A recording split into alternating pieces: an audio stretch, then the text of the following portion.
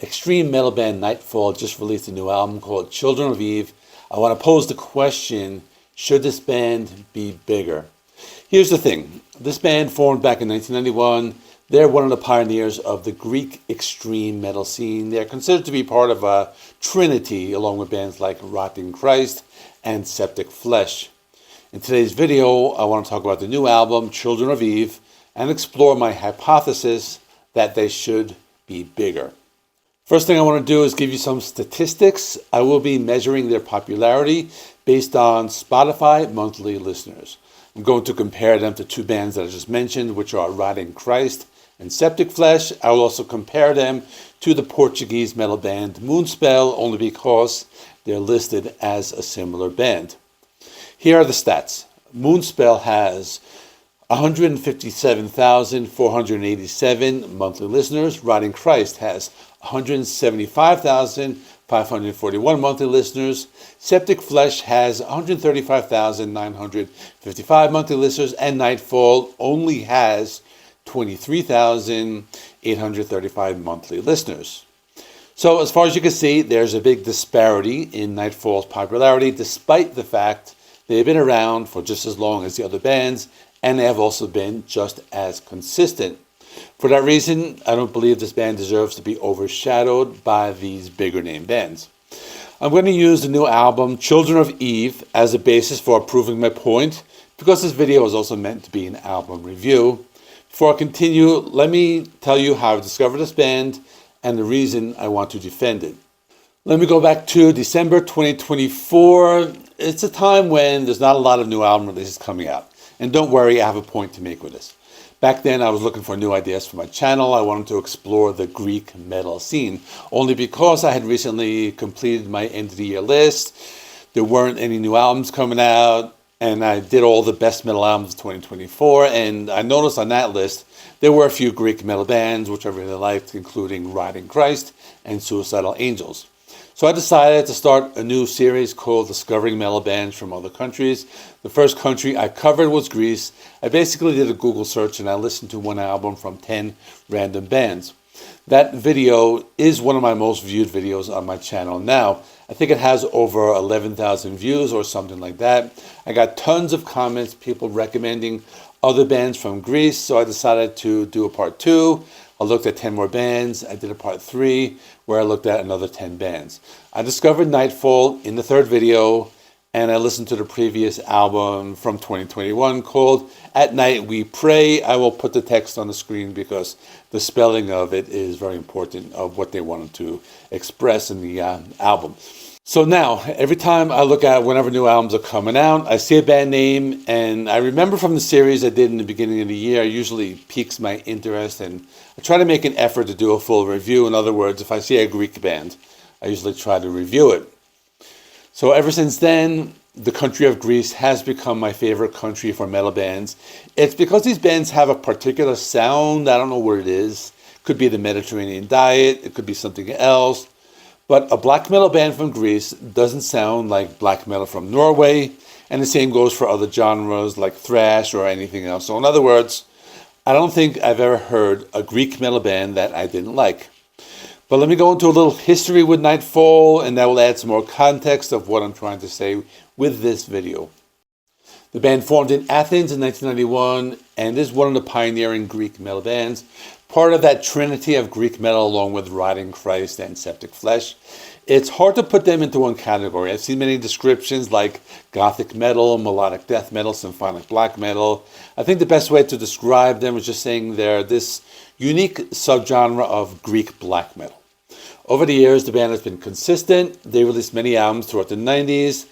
They had a few struggles as they had to go through many lineup changes. The only constant was the founding member, whose name is Efthymis Karadimis. Hopefully I'm pronouncing that right.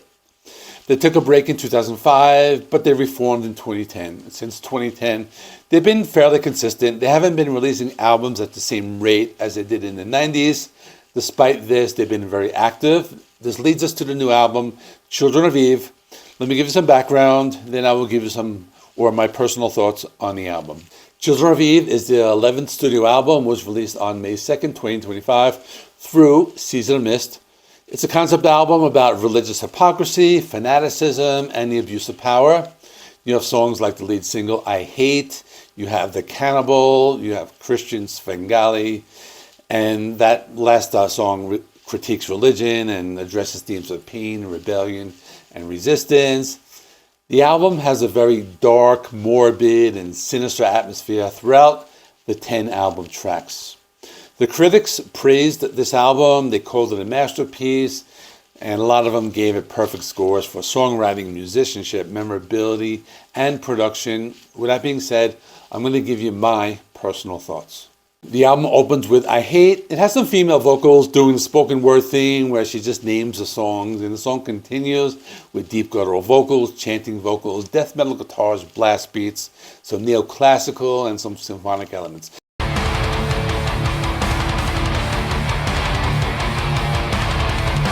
In other words, they packed a lot into this first song. It continues with The Cannibal, where they bring in some elements of thrash metal and death metal and even slow it down at times.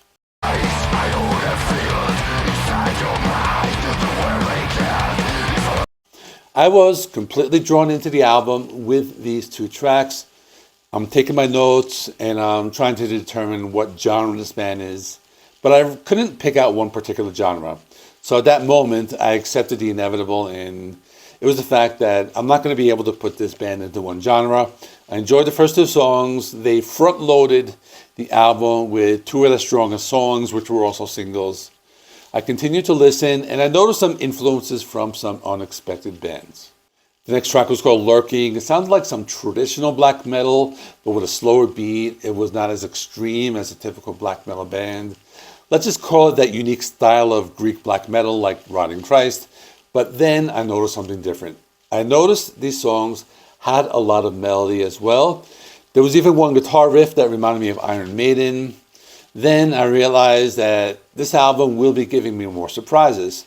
I enjoyed the first three tracks. They offered something different, but the next two songs will be giving me some more surprises. The next song was Inside My Head. This went at a slower pace to continue with that unique black metal sound filled with slow, epic, dissonant guitar riffs. It went into the next song, Seeking Revenge. That song pushed the envelope even further by taking a few chances. It began with some weird electronic sounds and a woman singing some high notes, which reminded me of Pink Floyd's Great Gig in the Sky.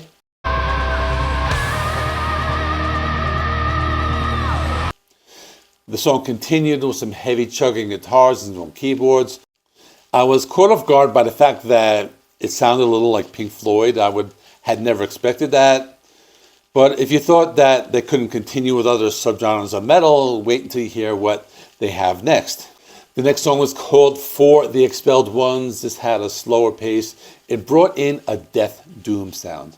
But don't worry, as the entire song was not all doom and gloom, they sped up the pace. They brought in some more black metal sounds. Despite the heaviness, they continued to maintain some sense of melody as they went to the next song, The Traders of Anathema.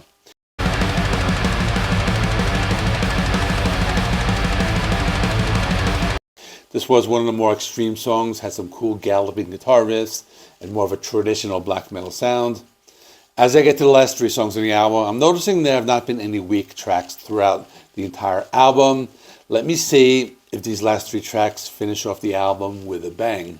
Track number 7 was called With Outlandish Desire to Disobey. This was one of the most melodic songs on the album. But then things got darker with the Makaira of the Deceiver. It sounded like some slow and atmospheric black metal. And they closed the album with Christian Svengali, which is a mix of some slow black metal and faster galloping thrashy guitar riffs. I listened to the last three songs and noticed they all had this natural flow as if they were strategically placed to end the album.